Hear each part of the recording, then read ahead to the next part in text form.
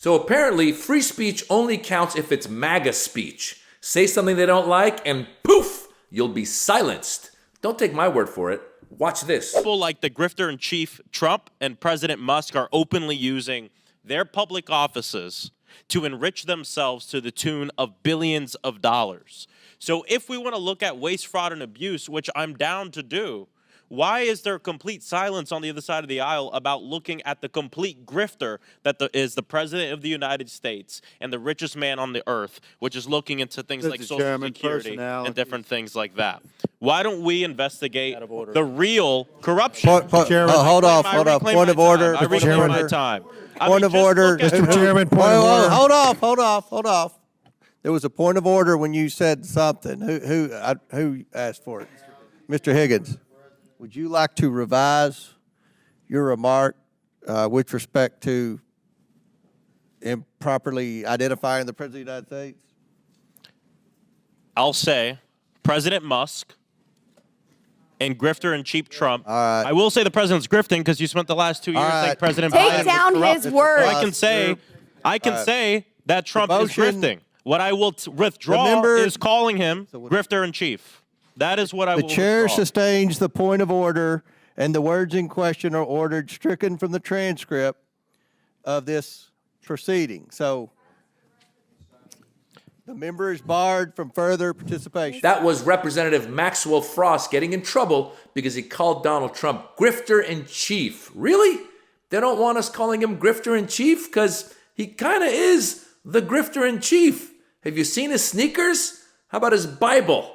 How about his coin? He's a grifter. What do you want? And they keep trying to silence any sort of criticism. Watch. And for the thousands of federal workers out there, the aid workers, the advocates, and the people around the world who are impacted by these reckless and heartless and harmful and disgusting cuts that are impacting people across the world, know that we see you.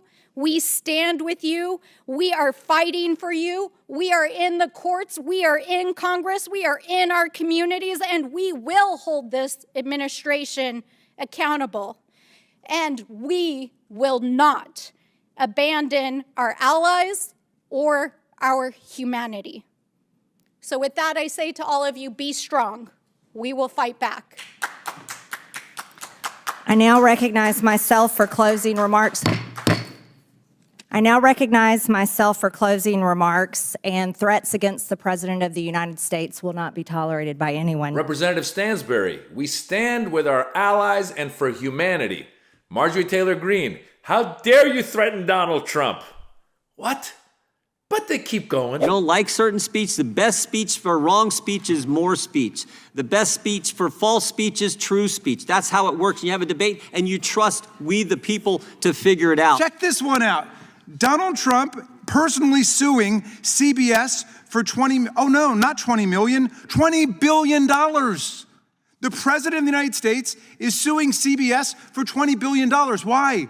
What did they say about him? Did they lie about him? Did they defame him? No, it has nothing to do with him. It has to do with the way he thinks they unfairly edited a video conversation with Kamala Harris. And we're going to be silent with all of these attacks on the First Amendment where the president is saying, I don't like the words you use. I want you to say Gulf of America, not Gulf of Mexico. Associated Press is now banned from this room. I'm kicking you out. I mean, come on. This is the United States of America. Will any of my friends over there, all of whom understand and love the First Amendment, say it should apply even against the President of the United States? And I know you voted for him, and you'd vote for him again if the Constitution changes and so on. But leaving all that aside, does the First Amendment not apply to him? Thank you, Jamie Raskin, for reminding us how hypocritical Jim Jordan is. And also for reminding everybody that Donald Trump is suing CBS for $20 billion because he doesn't like something that he saw on there. But you criticize him and they'll silence you. Wow, these people really are proponents of the First Amendment, aren't they? Well, the truth is they don't like facts. At some point in time, we have to evaluate what is factual. And I know that facts hurt y'all, and I just wish we could get on the same page, but We do know during the presidential election that the president would not go and participate in anything if fact-checking was going to be a part of it, because he didn't want to be fact-checked. We know that the vice president got upset in his vice presidential debate when he was fact-checked. It used to be a time in this country that we as members of Congress or elected officials thought that it was okay to just tell the truth. Fact schmacked. Thank you, Jasmine Crockett, for breaking it down as you always do. MAGA doesn't care about facts. They don't care about freedom of speech, and they certainly do not want to be criticized in any way possible. I know firsthand. I'm a stand-up comedian, and I was performing one time, and I did a couple of Donald Trump jokes, and some lady lost her mind. You can YouTube it. Put in YouTube, drunk Trump heckler, and you'll see what happens. But that said, these people are trying to defend their king, and their king is not into facts. As Jasmine Crockett just told us and reminded us, during the election, during the debates, he did not want fact checkers around. His vice president did not want fact checkers around because they just make stuff up. They're eating cats and dogs. Where? In Ohio. Who? The immigrants. Really? They are? Sure. They just say those things and then they get elected because no one in their own party is checking them. As a matter of fact, they're defending them. We saw James Comer early on in these clips get upset because the other representative, Maxwell, was calling him the grifter in chief when it's so obvious he's a grifter. He took $250 million from Elon Musk towards his campaign to get elected, and then he just turned over the whole government to Elon Musk. And that's what we're experiencing right now.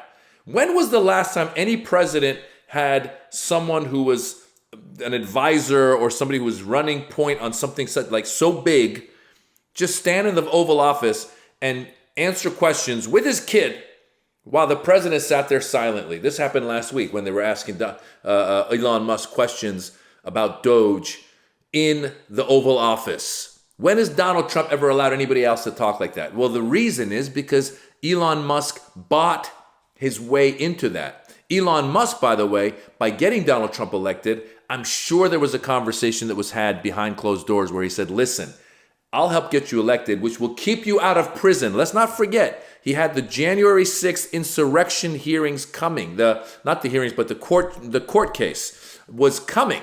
And if he hadn't won, they would have gone after him for that. They would have gone after him for the classified documents case. They would have gone after him in the Georgia case. A bunch of legal trouble that would have either tied him up in legal troubles for the rest of his life or thrown him into jail. And Elon Musk said, hey, I'll bail you out by getting you elected. And the grifter in chief said, sure, I'll take that. And then they just rode their way into this presidency, and we saw Elon Musk's wealth just, going up exponentially once Trump got elected. So yes, he's a grifter. You should be able to call him grifter in chief. But more importantly, you should be able to call any president, whether it's a Republican or a Democrat, anything in America. That's the whole point of America. That's why we have late night talk show hosts who make fun of politicians because we don't live in a demagogue in a totalitarian state.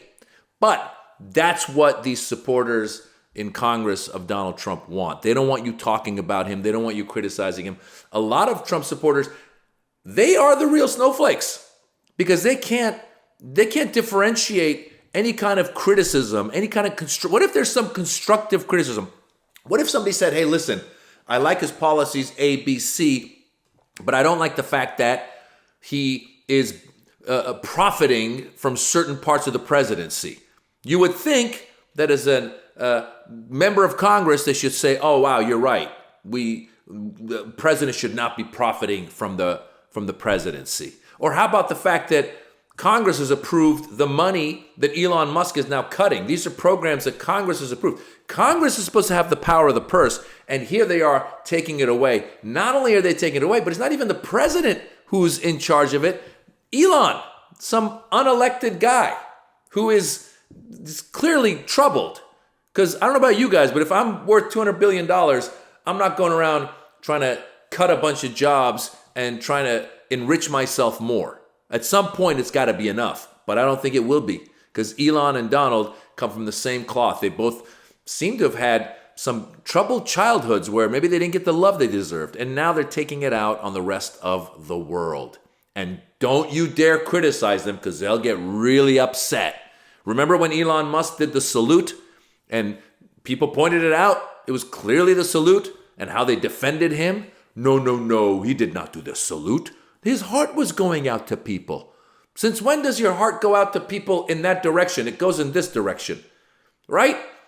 It's clear that these people are trying to take over the government. They're trying to take over and basically corporatize government, and therefore there won't be any criticism allowed. This reminds me a lot of something that happened in World War II when the Germans wouldn't allow criticism. Is that where we're headed? Are we going to start seeing late night talk show hosts getting arrested? Are we going to start seeing members of Congress who call the guy grifter in chief continue to being silenced? How about if in that situation, in a democracy, the conversation could have been, hey, we don't like it when you say that. We'd like to go on record that we don't agree with you. However, you're allowed to use your words because that's freedom of speech. How about when the Associated Press says, we're going to keep calling it the Gulf of Mexico, even though you made up this problem that was not a problem. Nobody was going around complaining that the Gulf of Mexico was called the Gulf of Mexico. Matter of fact, it sounds a lot more exotic. When you say you vacation in the Gulf of Mexico, I'll be like, oh, wow, that must have had some margaritas and some sexy Latino people. When you say you vacation in the Gulf of America, I'm like, ooh, gosh, that sounds like Budweiser and a bunch of rednecks in jean shorts, right? So it wasn't even an issue. But Donald Trump made it an issue. And now Google and Apple and all these other companies have fallen in line and changed the name, at least in America. When you look it up, it says Gulf of America. But the Associated Press said, nah, we're good. We'll keep calling it the Gulf of Mexico. So what did the Trump administration say? They say Associated Press cannot come into the press pool. The Associated Press, that's where a lot of people get their news. They're not allowed in because they're sticking to their guns and saying, we're calling it the Gulf of Mexico. Wasn't even an issue. So wait till the Christmas comes around and some news organization says, oh, happy holidays. Will they get banned? Because you're supposed to say, Merry Christmas? Is that the world we're living in? At what point are we allowed to criticize this guy? Now, don't forget that this is the guy, the first president in a long time, who did not go to the White House Correspondents' Dinner because he was too thin-skinned to take criticism and jokes. He couldn't take jokes. You know why they can't take jokes? A lot of dictatorships. You think Kim Jong-un goes to the Correspondents' Dinner? No, he does not. Because he ain't taking no jokes. So the current president that we have is a lot closer to people like Kim Jong-un and Vladimir Putin and other dictators around the world than what a democracy should have. A democracy lives and breathes on the freedom to be able to say what you want to say. Of course, there's certain limits, but you should be able to say what you want to say. Calling him a grifter should not be cause for being condemned in Congress. How cuckoo is that? And the second point is, where are these people when it comes to facts? Once again, the problem is not Donald Trump. The problem is all of the enablers who enable him to just say whatever he wants. They make up stuff. They said there's $50 million worth of condoms were going to Gaza because we were giving Hamas condoms in order for them to make bombs. It doesn't even make sense. And then a Google search would have shown you that those condoms were going to Gaza and Mozambique, where we are doing AIDS prevention. And so there's a reason for a lot of the money to go there to help with AIDS prevention. And then when they asked Elon Musk in that famous Oval Office press conference, hey, what do you think of the fact that you claim that there's all this expenditure going with these $50 million worth of condoms? He said, oh, well, I'm not going to always be correct. You guys should check me. I'm not always going to be correct. So here we are. These guys are cutting the government, doing it haphazardly. We've heard nightmare stories left and right of agencies that we needed that got cut, that then got rehired, the nuclear folks and folks in disease, bird flu's out there, and they're just cutting people. just cutting people. We're not saying that there's no government waste, but we are saying don't take us down this dangerous road that you're taking us down. We've seen the markets suffer recently because the markets are getting nervous. Even people with money are getting nervous. That's when you know it's bad. So once again, I want you to check out the clip of me doing stand-up and this lady who gets upset when I mention Trump. Check it out. You can go to YouTube and just put in Drunk Trump Heckler. You'll see it. And then follow me on YouTube. I'm Maz Jobrani. I'm a comedian. I have a special on YouTube as well. Follow me. Hope you enjoy this video. And keep calling him grifter in chief, because that's the best description.